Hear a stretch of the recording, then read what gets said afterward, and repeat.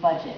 And a budget amendment and amendments that are and the amendments are bundled because after several days of discussion on a particular bill, you still could have 800 or 400 to 800 amendments. They're not bills.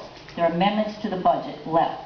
So what we do is we put a bundle of yeses and a bundle of noes together. If the legislator, the individual senator or House member does not wish to keep them in the yes or no pile, they pull them and they fully debate them on the floor. There is nothing secret about this.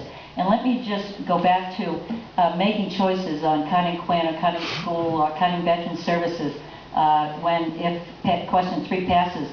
There is no choice.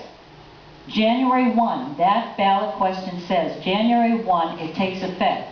So there'll be, sitting governor would have to cut. He has no, and it is a he would have no choice but to cut 30 to 33%.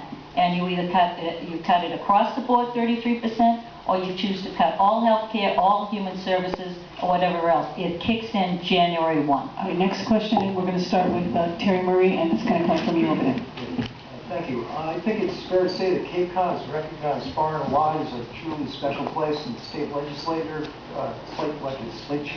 recognized that back in the 1980s, early 80s, when it created the Cape Cod Commission. But the current governor's administration seems to be hell-bent on locating as many turbines on Cape Cod as possible. Do you think that there's a conflict between the government's policy to place wind turbines on Cape Cod and the creation of the Cape Cod Commission Act? Thank you. Well, the Cape Cod Commission Act was, I believe, supported by a former colleague of mine, Senator Omri Rauschenbach, and he was one of the people that helped write that. And I think it's done a good job for the Cape. As far as turbines, I'm not clear as to why you feel the state, unless you're referring to Cape Wind. No, I'm actually referring to wind turbine, let's say, policy in general across the state. It seems that the taxpayers are picking up the tab for the high cost of these projects. And Cape Wind, I'm glad you mentioned that, is perfect proof of what the opponents have been saying for so long, that the price of the power was going to be higher than what we pay today. Cape Wind, on the other hand, for 7 years promised the public that the price would go down. The opposite is happening. Not only that, but they promised the rate would stay the same for possibly 15 to 20 years. That also is a promise they haven't kept.